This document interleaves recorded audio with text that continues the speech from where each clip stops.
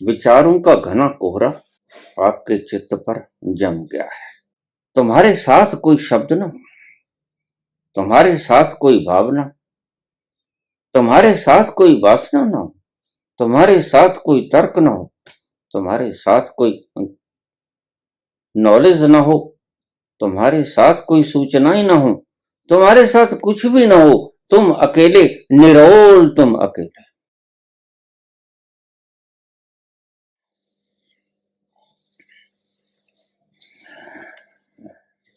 निर्मल सिंह, कपूरथला।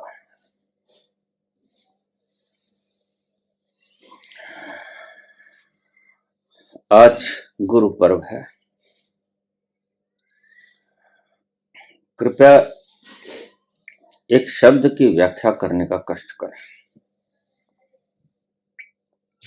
सतगुरु नानक प्रगटया, मिटी धुंध जग चानन होया। इन शब्दों के गहरे रहस्य क्या है? भाषणकर्ता तालाब की भांति होता है। भाषणकर्ता में अगर छलांग लगा दोगे तो वह आपको कहीं नहीं लेके जाएगा। पानी उसमें भी है, और गंगा नदी, उसमें अगर छलांग लगा दोगे तो उसकी बहती हुई धारा, निर्मल धारा, आपको एक दिन समुद्र में पहुंचा देगी। गंगा की धारा का काम ही यही है। गंगा की धारा में कहीं पर भी छलांग लगा दो, वह आपको अंततः समुद्र में पहुंचा देगी। गंगा की धारा निरंतर प्रवाह में है, बह रही है, और तालाब ठहरा हुआ है। तालाब उस धुंध की भांति है जो आपको कहीं नहीं लेके जाती। आपने देखा, जब धुंध घनी होती है तो हाथ को हाथ दिखाई नहीं पड़ता है,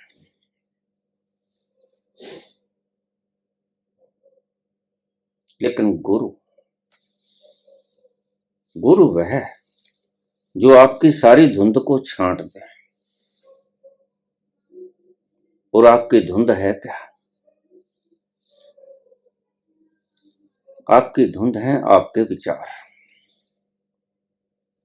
विचारों का घना कोहरा आपके चित्त पर जम गया है। वो धूल ऐसी गहरी हो गई है कि पाथर बन गई है, और पत्थर के आर पार देखा नहीं जा सकता।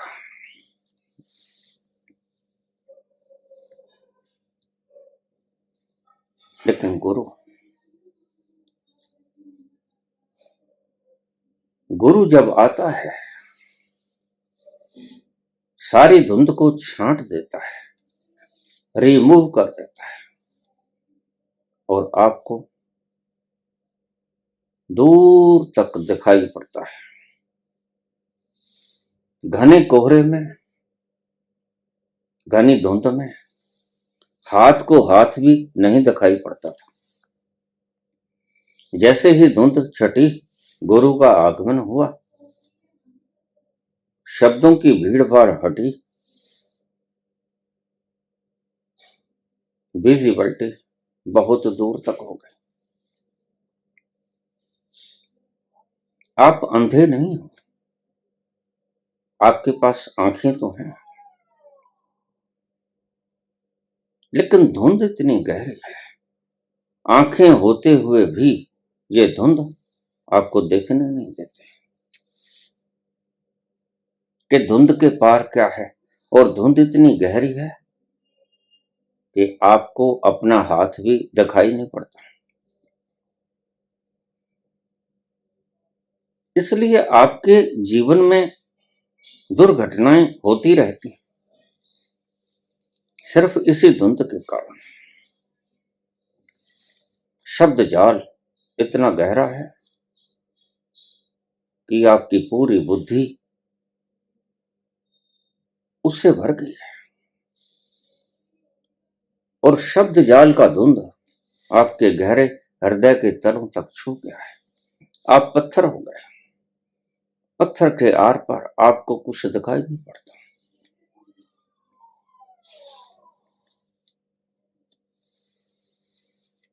शब्दों का जाल कैसे हटे, शब्दों का घना कोहरा कैसे हटे, और कैसे आपकी विजिबिलिटी लौट आए। आपके पास आंखें हैं, ध्यान रखना। आंखें आपने कभी गंवाई नहीं। आंखें निरंतर आपके साथ रहती हैं। कभी किसी काल में आपने आंखों को खोया नहीं। हर काल में, हर स्थिति में, हर मौसम में आप आंखों को नहीं खोते हो। सुख हो, दुख हो, कोई भी परिस्थिति हो, सुखी हो, दुखी हो, आंखें आपके पास मौजूद हैं।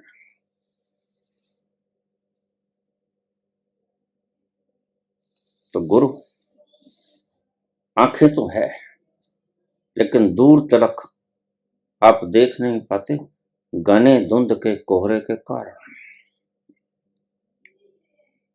वह इतना ठोस बनकर आपकी आंखों के आगे आ गया है कि आपको थोड़ी दूर तक भी दिखाई नहीं पड़ता।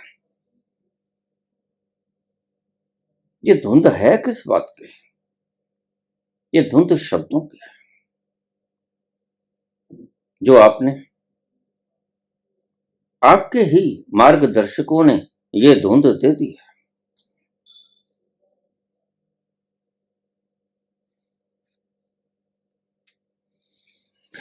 एक अंग्रेज भारत में आया था। एक बस में बैठा जा रहा था। अंग्रेज के पेट में दर्द हुआ,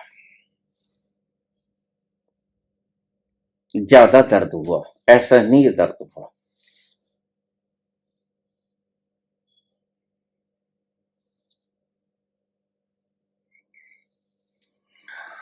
तो पास बैठे व्यक्ति से वह अंग्रेज बोला कि पेट में दर्द है, यहां किसी के पास कोई दवा मिलेगी? इतनी बात सुनते ही सारी बस के लोग अपनी जेबों में से दवाइयां लेके आ गए। ये लो हींग खा लो, ये लो अजवाइन खा लो, ये दालचीनी खा लो, ये सौंफ खा लो, ये फला गोली खा लो। सभी अपनी अपनी दवाएं।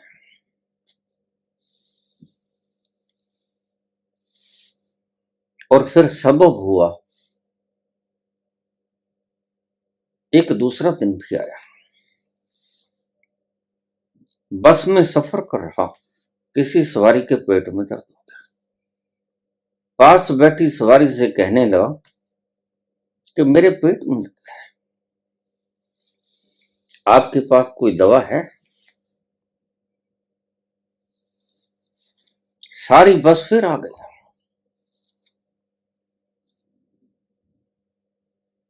और वह वही व्यक्ति था, जब अंग्रेज के पेट में दर्द था तो उसने दवा बताई थी कि यह खा लो। सबब से वो व्यक्ति आज साथ ही सफर कर रहा था। जब उसके पेट में दर्द हुआ तो सारी बस अपनी अपनी दवा लेके आ गई, नुस्खे बताने लगी। यहां सभी गुरु। तो वह व्यक्ति जब इंग्लैंड वापस लौटा, उसके मित्रों ने पूछा कि क्या खासियत देखी तुमने हिंदुस्तान?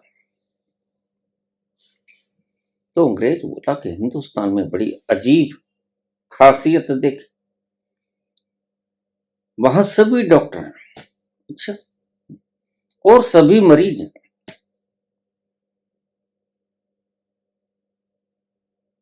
यहां सभी गुरु हैं। इसलिए यहां एक शब्द बोला गया,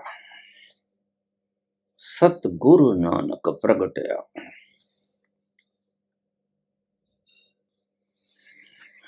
सारी दुनिया अशांत है, एक व्यक्ति शांत है, उसे ही बाबा सतगुरु कहते हैं। जो अपने उस अंतरतल तक पहुंच गया, जिसकी वीणा के तार भीतर से बजते हैं, जिसकी भीतर की मुरलियां बजती है, तार खनकते हैं भीतर से। जो अपने ही अंतस तक पहुंच गया है वह कोई बिरला है।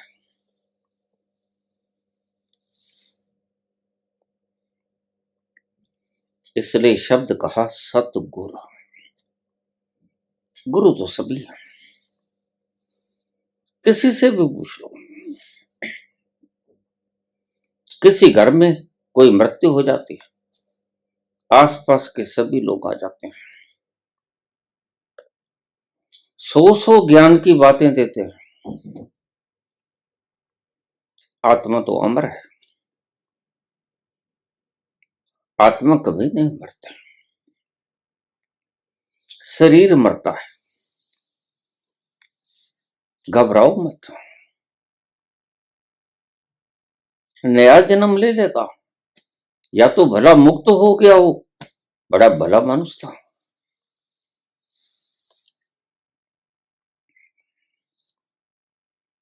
और जब उसी के घर में, उन्हीं के घर में कोई मृत्यु होती है तो आप पहुंच जाते हैं।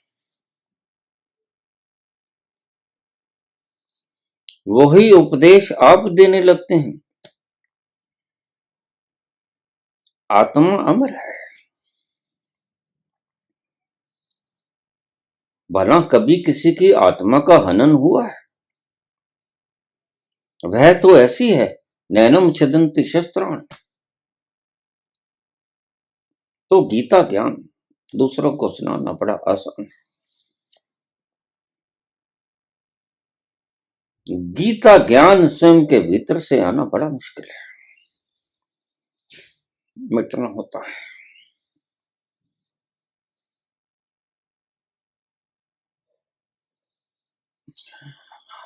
मस्ती के आलम से ये गीत प्रकट होता है, उसे गीता कहते हैं।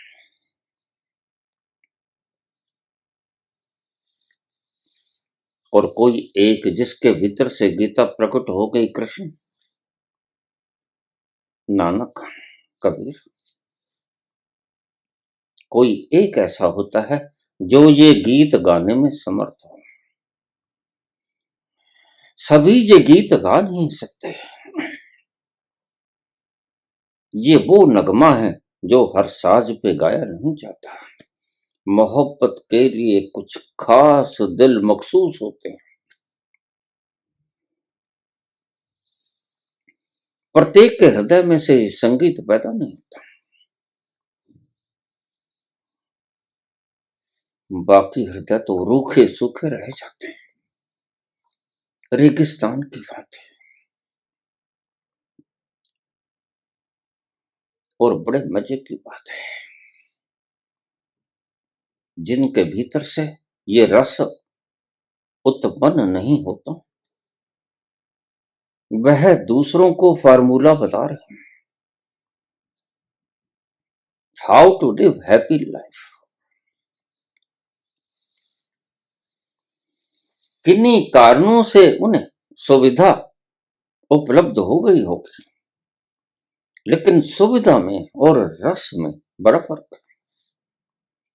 सुविधाएं तो पदार्थों से आ जाती हैं, सुविधाएं तो अर्जित की जा सकती हैं, लेकिन वो रस अर्जित नहीं किया जा सकता। रस तक तो सिर्फ पहुंचना होता है। रस तो तुम हो, रसो वैसा। वहां तक पहुंचना होता है, रस पीने के लिए, उसे अर्जित नहीं करना होता। इसलिए सुविधाओं को अर्जित करने वाले ये गुरु दुकानों को खोल के बैठ जाते हैं और अपनी अपनी डफली, अपना अपना राग सुनाना शुरू कर देते हैं। ये पाखंडों का हनन करता है कोई सतगुरु आके। गुरु आपको कोरे शब्द देता है, शास्त्र आपको कोरे शब्द देता है। शब्दों के भीतर क्या छुपा है यह बताता है सदगुरु। शास्त्र तो बहुत पढ़े हैं,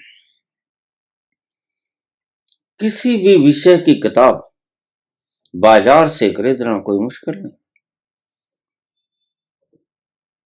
लेकिन उस किताब में लिखा क्या है और उसके गहरे रहस्य क्या है यह गुरु नहीं बता पाएगा, यह तो सदगुरु ही बता पाएगा। सदगुरु वह जो खुद बह रहा है और गुरु वह जो ठहरा हुआ पानी का तालाब है। तो इस पानी के तालाब में अगर कूद जाओगे तो कहीं आपको लेके जाने वाला ये है नहीं, वही रहोगे जहां थे। थोड़ी देर बाद निकलोगे वैसे की वैसे निकलोगे, कहीं पहुंचे नहीं, कहीं गए नहीं, क्योंकि तालाब कहीं जाता नहीं और ये गंगा की धारा निरंतर प्रवाहशील है, निरंतर बह रही है। गुरु निरंतर बह रहा है। इस सदगुरु की धारा में छलांग लगा दो और अपने आपे को छोड़ दो। लकड़ी की भांति लकड़ी तर जाती है, लोहा डूब जाता है।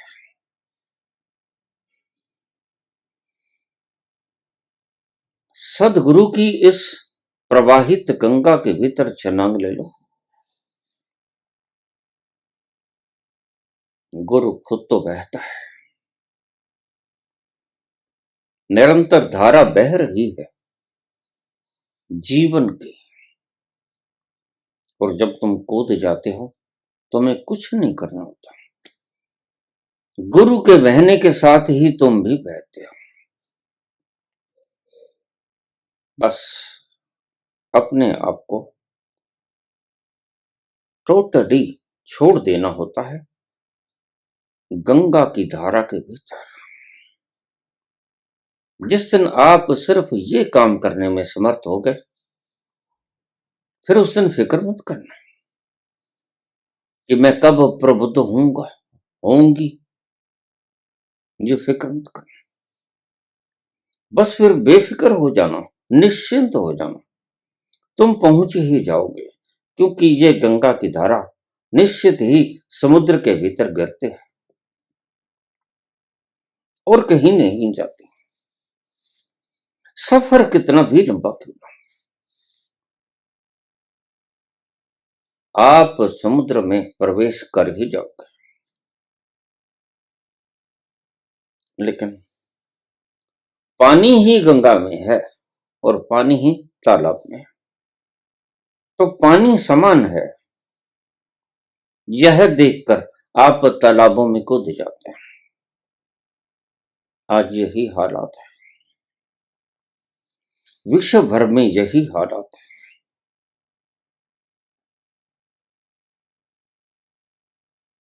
और तालाब तुम्हें कहीं पहुंचाता नहीं,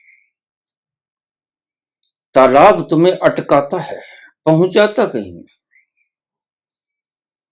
गंगा की धारा तुम्हें कहीं अटकाती नहीं, पहुंचाती है। दोनों पानी है, लेकिन पानी पानी में फर्क है। तालाब, सरोवर, ठहरा हुआ पानी और गंगा की धारा, बहता हुआ पानी, उसकी धारा निरंतर प्रवाहशील।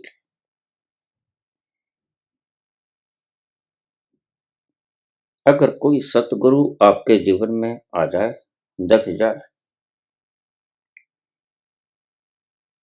सिर्फ उसमें छलांग लगा देना और अपना सर्वस्व छोड़ देना।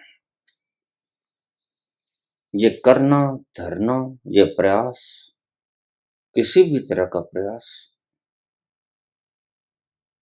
ये सारी आपकी ज्ञान की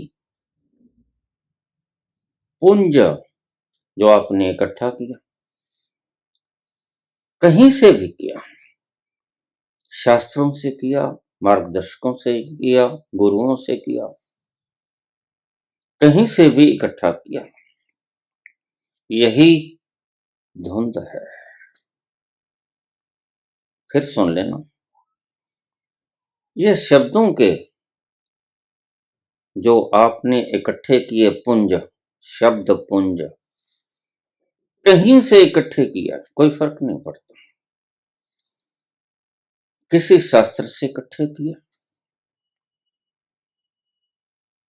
किसी प्रबुद्ध व्यक्ति से, समझदार व्यक्ति से, जिसके पास वोकैबुलरी ज्यादा थी,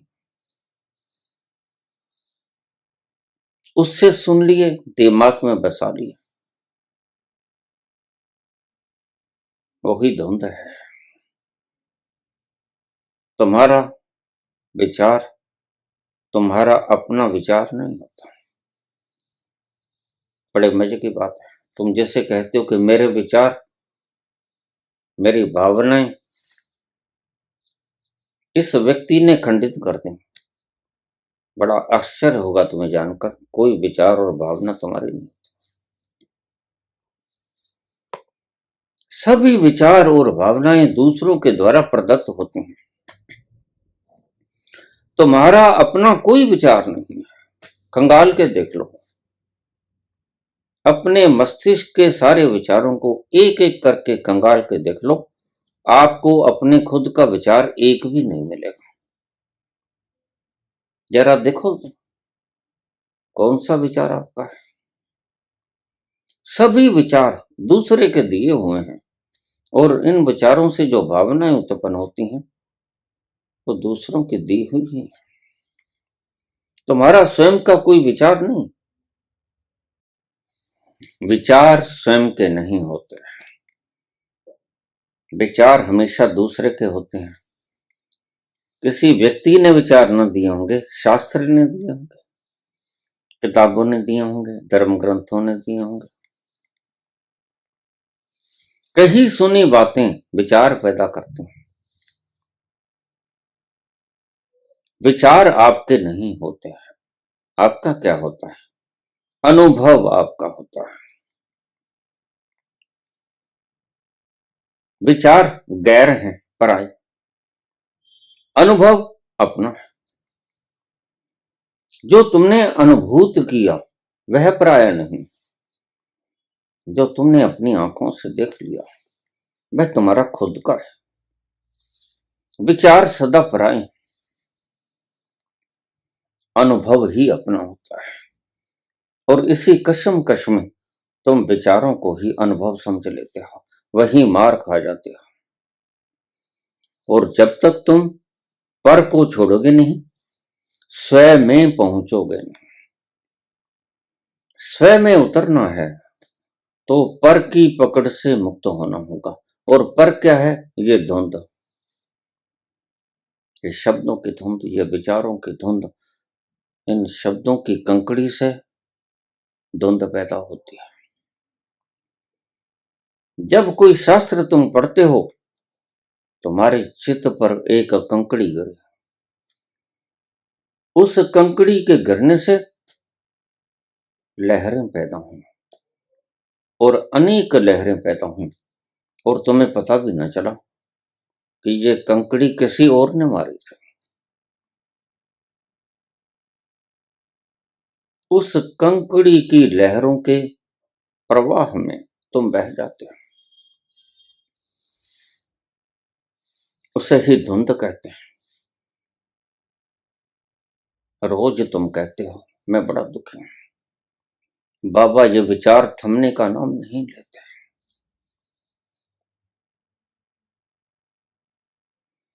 ये बड़ा परेशान करते हैं, जिंदगी को नर्क बना देते हैं। सारे दिन विचार विचार विचार। ये धुंध तुम्हें बता के नहीं आती। धुंध सहसा आ जाती है और तुम्हारी आंखें देखने में अक्षम हो जाती हैं। दूर तलक देख नहीं पाते तुम, और तुम असमर्थ हो जाते हो। आंखें होते हुए भी तुम अंधे हो जाते हो।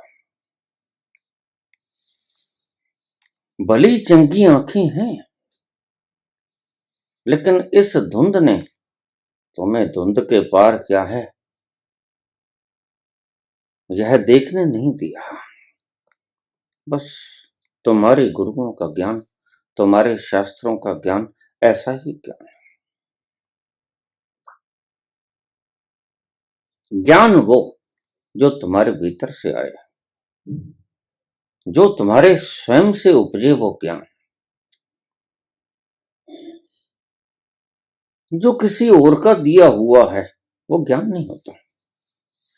वो तो विचार होते हैं, वो तो भावनाएं होती हैं। वो तुम्हारी नहीं होती। तुम भावनाओं से परे हो, तुम विचारों से परे हो। तुम्हें अपना तो साक्षात्कार होता है, विचार पर, भावनाएं पर दूसरी हैं। जिस घड़ी आपको ये दर्शन हो जाता है कि विचार आपसे अलग है, ये भावनाएं आपसे अलग हैं, कैसे ये धुंध छट जाए, कैसे विचारों का ये प्रवाह हट जाए, और आंखें तो तुम्हारे पास हैं, सदा से आंखें तुम्हारे पास। बस ये धुंध छट जाए तो तुम्हारी आंखें दूर तक देखने में सक्षम हो जाती हैं। और इस धुंध को छांटेगा कौन? इस धुंध को छांटेगा सदगुरु। सतगुरु नानक प्रगटया। जब सदगुरु प्रकट होते हैं अचानक, तो आपकी धुंध छट जाती है। मिटी धुंध जग चानन होया। ये धुंध, ये कोहरा मिट जाता है और जगत में फिर प्रकाश दिखाई पड़ता है। जगत की असलियत नजर आती है। साफ साफ आंखों से आप देख पाते हो सत्य क्या है और असत्य क्या है।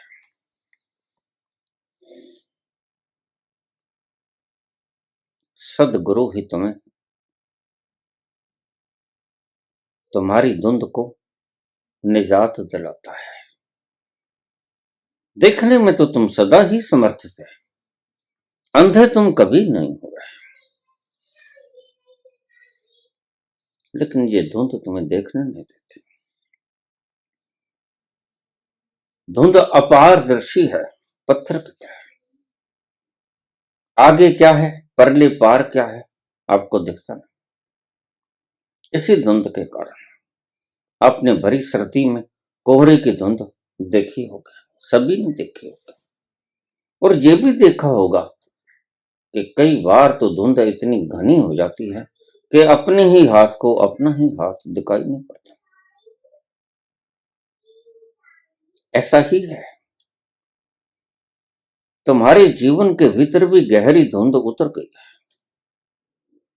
भला ये हैरानी की बात नहीं है, ये आश्चर्य नहीं है कि तुम कौन हो ये भी तुम्हें पता नहीं।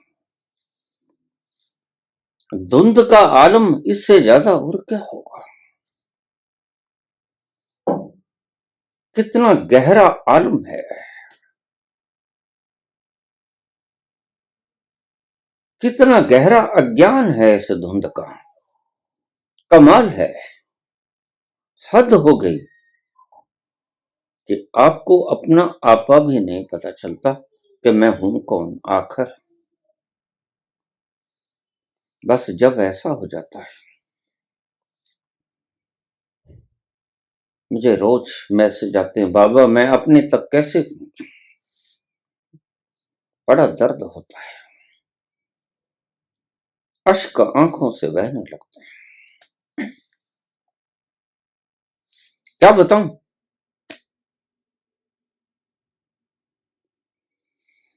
तुमसे आया न गया, हमसे बुलाया न गया,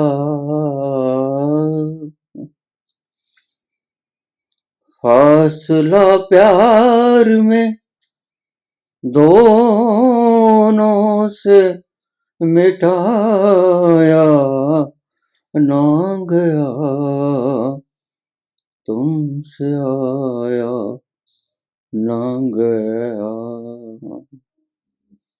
तुम तुम्हारे समीप भी नहीं आ पाते, और ये बीच की जो धुंध है, जो पत्थर अड़ा है,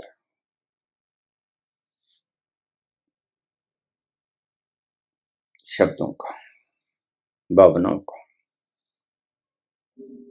ये इतना गहरा है, जम गया है, पत्थर हो गया है। इसकी ट्रांसपेरेंसी खत्म हो गई, नॉन ट्रांसपेरेंट हो गया।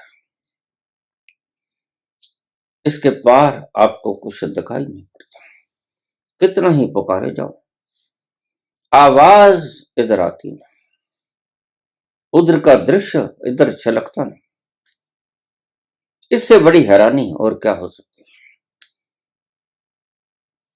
यक्षराज ने पूछा था, युधिष्ठिर से पूछा था कि दुनिया में सबसे बड़ा अजूबा क्या है। अगर मुझसे सवाल पूछ लेता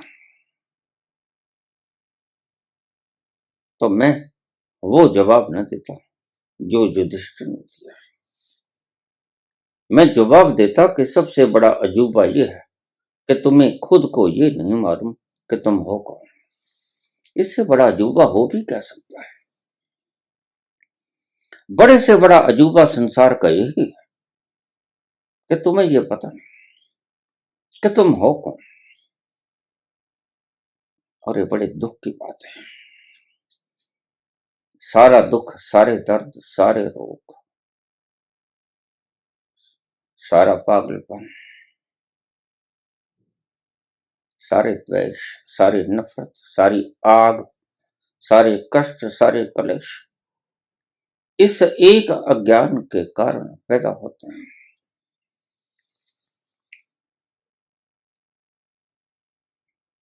और परले पार वो बैठा परमात्मा अगर पुकारे भी, वो तुम्हें सुनाई नहीं पड़ता। उसकी आवाज कहीं दूर से आई हुई दिखाई पड़ती है और तुम नकार देते हो।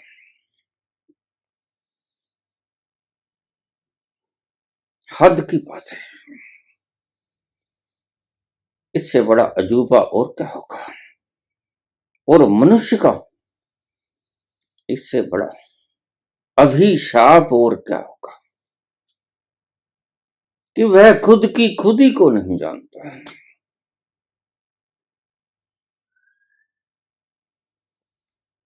कितनी हैरानीजनक बात है। कितना अभागा हो गया है मानव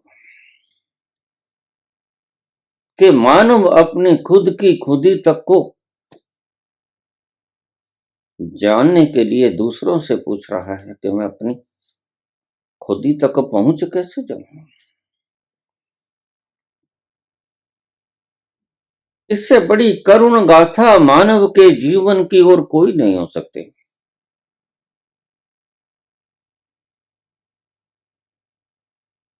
कि मनुष्य गुरु से पूछे मैं हूं कौन। ये तुम्हें पागलपन नहीं लगता? तुमने कभी सोचा एकांत में बैठकर जब तुम पूछते हो हु एम आई, ये तुम्हें पागलपन नहीं लगता? बड़े से बड़ा पागलपन है, बड़े से बड़ा पागलपन है, और बड़े से बड़ा कष्ट देता है गुरु को जब तुम गुरु की शरण में जाके पूछते हो कि मैं हूं कौन। और गुरु जानता है कि तुम्हारी सभी तकलीफें, दुख, दर्द, तुम्हारी आग, तुम्हारी सारी बेचैनी, तुम्हारी भटकन, तुम्हारी रातों की नींद छीन ली हैं इस अज्ञान ने। खुद का पता नहीं,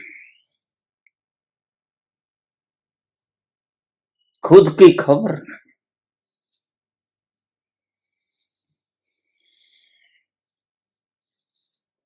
इससे बड़ा अफसोस गुरुजनों के लिए कोई नहीं होता। जब कोई आके गुरु के सानिध्य में बैठ के पूछता है कि मैं हूं कौन, तो उसकी भीतर की आत्मा किलकारियां भरती है। आज मानवता किस त्रासदी का सामना कर रही है, आज मानवता किस मरहले के ऊपर आकर खड़ी हो गई। और ये सारे उत्पात जो हो रहे हैं संसार में, उनका मूल केंद्र यही है कि तुम जानते नहीं कि तुम हो कौन। और बड़ी दुखद बात है, तुम ये नहीं जानते कि हम हैं कौन। उपहासजनक बात है, एक बहुत बड़ा पागल खाना होके रह गया है संसार। तो इस पागलखान के भीतर कभी कभी कोई सदगुरु अवतरित होता है, नानक, कबीर जैसे।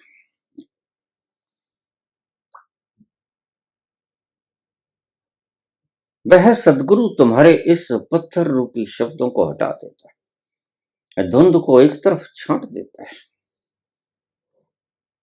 लेकिन मजे की बात यह है कि तुम उस धुंध को छटवाने के लिए खुद राजी नहीं होते।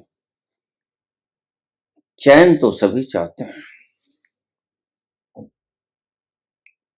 आनंद और खुमारी की चाहत सभी के हृदय में निरंतर प्रज्वलित हो रही है। लेकिन गुरु अगर तुम्हारे पत्थरों को हटाना चाहे, तुम्हारे शब्दों को हटाना चाहे, तो तुम चीखने चिल्लाने लगते हो।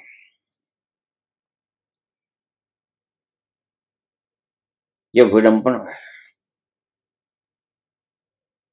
इसलिए समर्पण के बिना, पूर्ण समर्पण के बिना गुरु भी आपको कुछ नहीं कर पाएगा।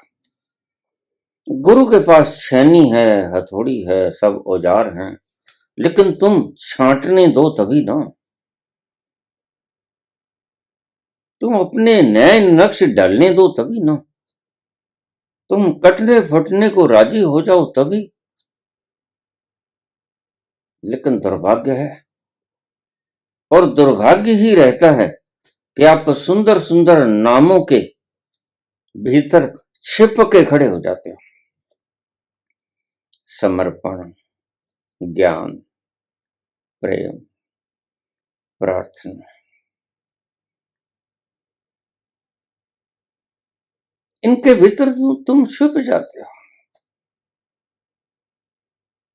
बहुत से अज्ञानी व्यक्ति मैंने देखे हैं, ज्ञान का दंभ भरते हुए, हमें तो मिल गया। ऐसे अज्ञानी लोगों की कतार जगह जगह पाओगे, और लोगों को बताते हुए पाओगे कि जिंदगी को ऐसे जियो।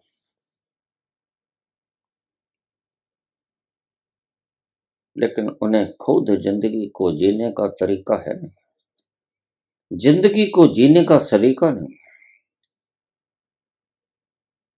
क्योंकि जिंदगी एक विशेष तल पर जाकर जी जाती है। और जिस तल पर बैठे बैठे ये बोल रहे हैं और जिस तल पर आप बैठे बैठे इन्हें सुन रहे हो, वहां से कभी कोई क्रांति घटित नहीं, तल बदलना होता है और किसी अन्य तल पर जाकर जीवन जीने की कला आती है। तल दोनों आपके भीतर है। एक तल के ऊपर तुम समझ जाते हो कि ठीक, ये गुरु ठीक है, इस गुरु ने खोपड़ी के भीतर से ही समझा दिया उस विराट को, और तुम संतुष्टि जाहिर करते हो कि ठीक। लेकिन उस संतुष्टि के भीतर अमृत का स्वाद नहीं होता, उस संतुष्टि के भीतर अमृत की खुमारी और आनंद का स्वाद नहीं होता, शीतल हवाएं आपको ठंडक नहीं देती, थोथे शब्द होते हैं और थोथी प्रकल्पनाएं होती हैं जो आप अपने दिमाग में खोपड़ी में ठूंस लेते हो कि बस ये ठीक है। ठीक नहीं होता। जिस दिन ठीक होगा उस दिन ध्यान में रख लेना, जिस दिन ठीक होगा आप उससे अगला प्रश्न पूछ नहीं पाओगे। लेकिन फिर मैं देखता हूं कि अगले दिन 4 प्रश्न आ जाते हैं, एक प्रश्न का जवाब दे दो, अगले दिन 4 आ जाते हैं। अमृत छलका नहीं छलका, रस का स्वाद चखा नहीं चखा, भीतर खुमारी की स्वर लहरी झंकृत हुई नहीं हुई, भीतर से कोई राग गाया गया नहीं गाया गया। तो फिर भला समझ में आया तो क्या खाक आया। फिर समझ में नहीं आया। जिस दिन समझ में आ जाएगा उस दिन प्रश्न कर जाएगा और आनंद की अलबेली छटा होगी और वो खुमारी का चारों तरफ बवंडर होगा, तूफान उठेगा खुमारी का, रसधार उठेगी चारों तरफ और आपको लपेट लेगी और तुम्हें पता भी नहीं चलेगा कि तुम कहां गए, किस जहान में खो गए, कौन हो, कहां से आए हो, कहां जाना है। यह खुमारी का आनंद तुम्हें इतना आगोश में ले लेगा, ये लिप्तता इतनी भारी होगी कि तुम इस लिप्तता से पीछा छुड़ाना चाहोगे नहीं, तुम इससे लिपट जाओगे, जैसे प्रेमी प्रेम का लिपट जाते हैं एक दूसरे से। ऐसे ही तुम इस खुमारी से लिपट जाओगे। फिर दुनिया लाख कहे तुम पागल हो गए,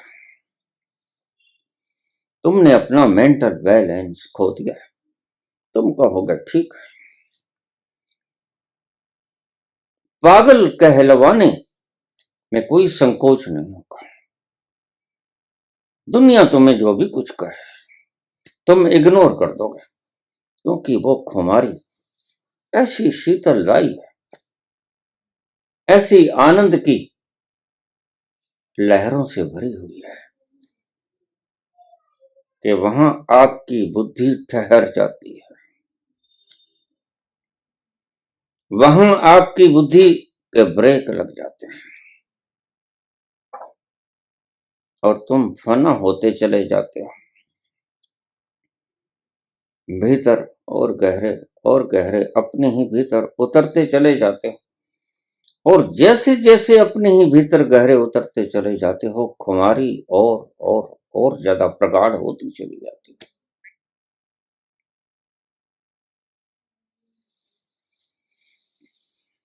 गुरु की गंगा लहरी में अपने आप को छोड़ देना और चिंता को त्याग देना कि मैं पहुंचूंगा, नहीं पहुंचूंगा। अगर गुरु है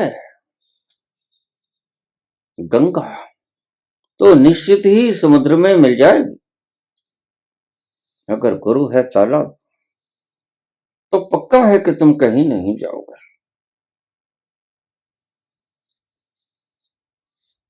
तुम्हें स्पष्ट पता लगेगा। कितने वर्षों से तुम सुन रहे हो, खोपड़ी भरी, सिर्फ रस की तो एक बूंद भी पैदा ना, उस रस का तो स्वाद चखा नहीं।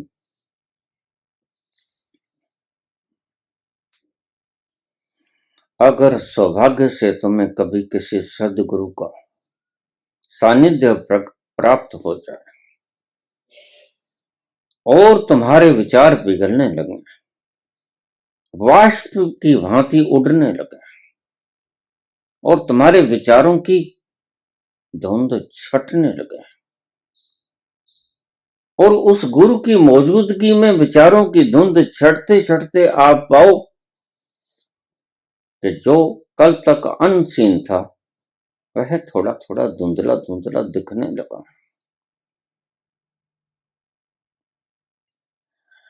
इस धुंध के पार क्या है? इस धुंध के पार उजाला है, सतगुरु नानक प्रकट है। अगर कभी जिंदगी में ऐसा सतगुरु आपको मिल जाए तो चूकना मत, क्योंकि सतगुरुओं की जमातें नहीं होती, जमातें होती हैं मूर्खों की, कम्यून होते हैं मूर्खों के। सदगुरुओं के कम्यून नहीं होते। संघ तो अकेला ही विचरण करता है, और लेलड़े समूहों में चलते हैं।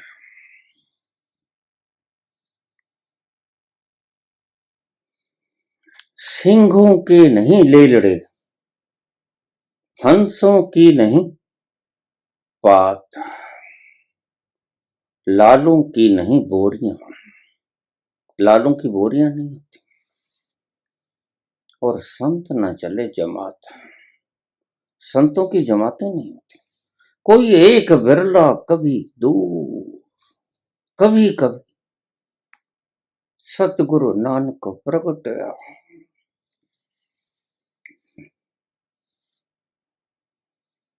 आपकी धुंध मिटाने के लिए ही ऐसे व्यक्ति अवतरित होते हैं। और आज अगर धरा पे आप मौजूद हो तो पक्का है कि आप उनके सानिध्य को चूक गए, अन्यथा आप यहां नहीं आते। आपकी बूंद समुद्र में समा गई होती। जो आज आपकी मौजूदगी है, दीन हो, दरिद्र हो, दुखी हो, कंगाल हो, रोगी हो, पापी हो, इसका स्पष्ट मतलब है कि तुमने चूक दिया सदगुरु को। और कितने ही सदगुरुओं को आपने चूक दिया। संत अपनी मुनादी नहीं करते, और जो मुनादी करते हैं वो संत नहीं होते। संत वह जो अकेला हो गया, और जो अकेला हो गया वह अकेलेपन को पसंद करेगा, क्योंकि अकेलेपन में वो रस है, अकेलेपन में वो शांति है, वो खुमारी है, वो आनंद का खजाना है जो भीड़ में, जो कम्युनों में नहीं है, संस्थाओं में नहीं है। संत वह जो अकेला हो गया।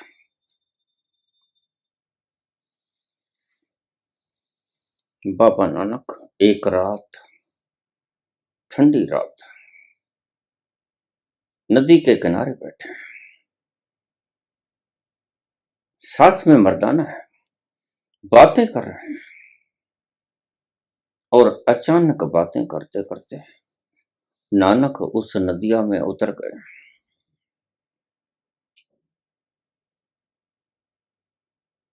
तो मर्दाना ने कहा, थोड़ी दूर तक जाएंगे, डुबकी लगा के वापस आ जाएंगे।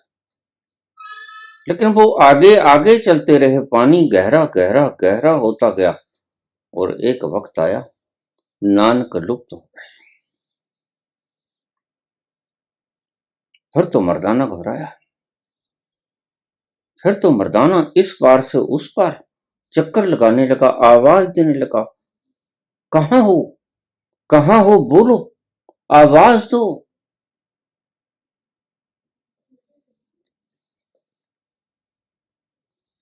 लेकिन कहीं से कोई आवाज नहीं आई, सब खामोश था। नानक खामोश हो गए थे। नानक परम खामोश हो गए थे, उस परम खामोशी में डूब गए थे। कहानी है, इसके अर्थ समझने का प्रयास करना। जो नदिया में डूब गया, जो डूब गया, जो लीन हो गया, वह परम खामोश हो गया। और जिसका कोई अता पता नहीं, वह परम खामोशी की धारा में डूब गया, अकेला हो गया। पहले दो थे, नानक थे और मर्दाना था। लेकिन यह कहानी अपने आप में बहुत रंग समाये हुए है।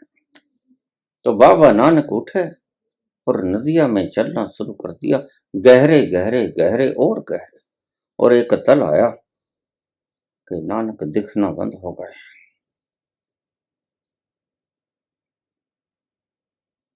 फिर तो मर्दाना घबराया। मर्दाना इधर से उधर, उधर से इधर आवाज लगा रहा है, कहां हो बाबा, आवाज दो, तुम कहां हो। पहले सोचा होगा कि थोड़ी डुबकी लगा के आ जाएंगे, लेकिन आई नहीं। घबराहट हुई, काफी देर चीखो पुकार कर ली, थक गया। आखिर जाके गांव में आधी रात जगाया, सारा गांव उठ गया। बड़े प्यारे थे नानक, सभी उनसे प्रेम करते थे। ऐसे लोग प्यारे ही हुआ करते हैं। कोई किसी से द्वेष नहीं, कोई किसी से नफरत नहीं।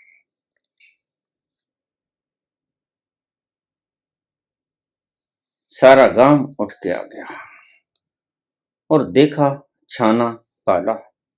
कुछ समझदार लोगों ने समझ लिया कि इतनी देर तक आदमी पानी की लपेट के भीतर रह नहीं सकता। नानक अब नहीं है, गए,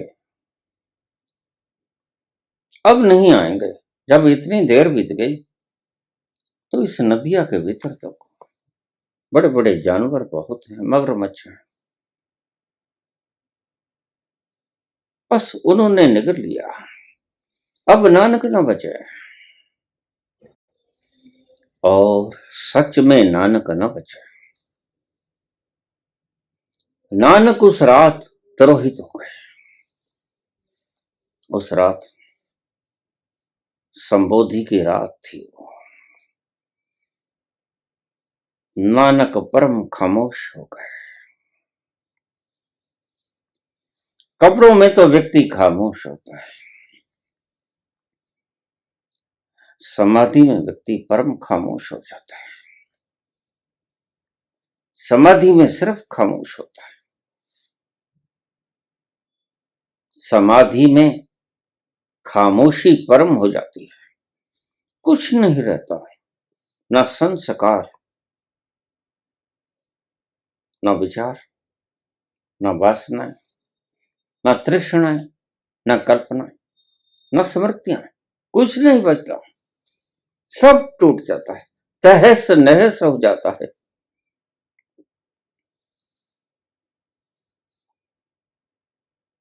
और बाबा अकेले हो गए। यही मतलब है इस कहानी के बड़े गहरे मतलब में। कहानी है, दो थे, एक उतर गया, खामोशी में लीन हो गए। और खामोशी भी ऐसी कि परम खामोशी। सारा ग्राम ढूंढ ढूंढ के थक गया। भोर भई अपने घर लौट गए। बड़ा अफसोस हुआ, सारे गांव ने अफसोस मनाया, लेकिन नानक परम उत्सव मना रहे थे। ग्राम, पूरा गांव परम दर्द में था और नानक परम तृप्ति में खामोश थे, खुमारी में लीन थे, आनंद को चख रहे थे, शीतल हवाओं का पान कर रहे थे। अकेले नानक थे जो अकेले हो गए थे। अकेले होने का अपना मजा है।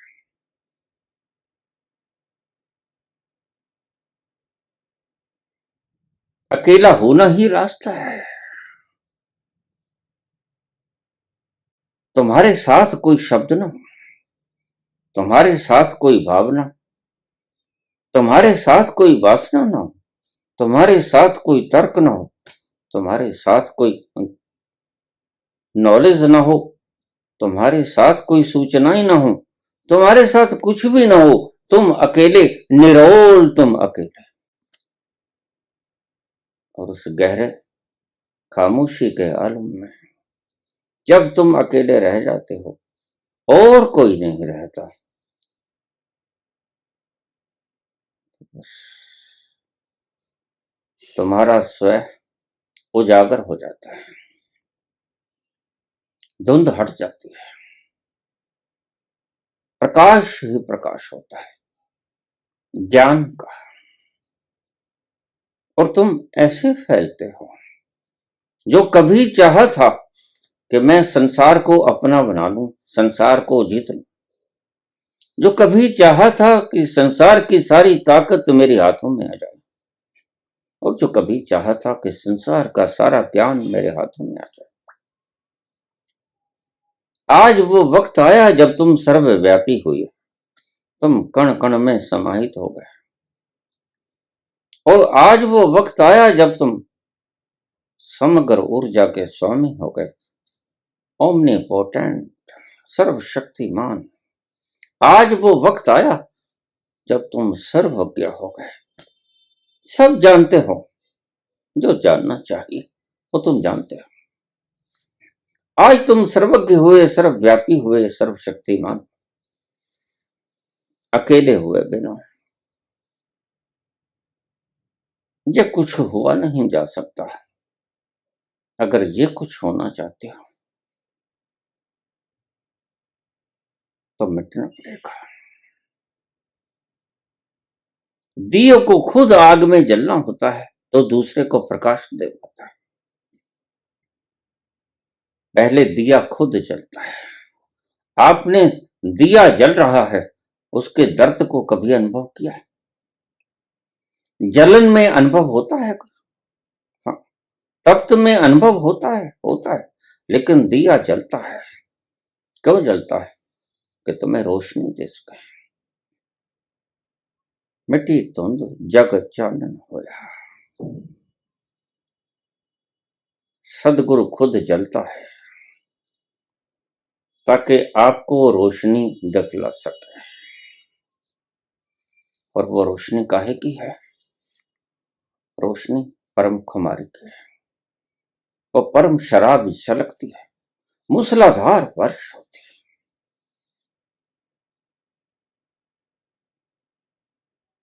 अमृत बरसता है और ऐसी वर्ष न कभी हुई। आज तुम प्रथम बार उसका स्वाद चखो। ऐसी मूसलाधार वर्षा होती है जैसी तुमने कभी एक बूंद भी नहीं बरसते देखी। आज तुम उसकी मूसलाधार वर्षा को होते देखते हो।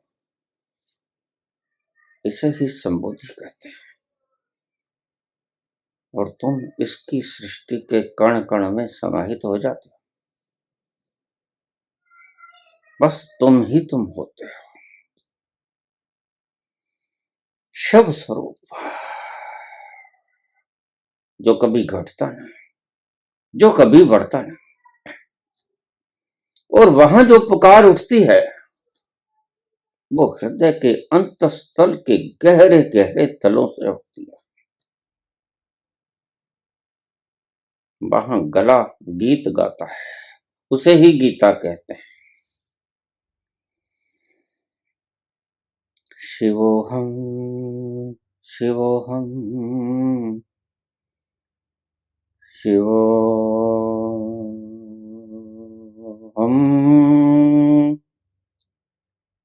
शिवोहम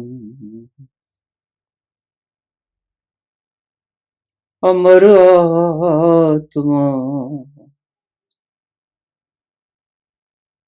सच्चिदानंद मैं हूँ।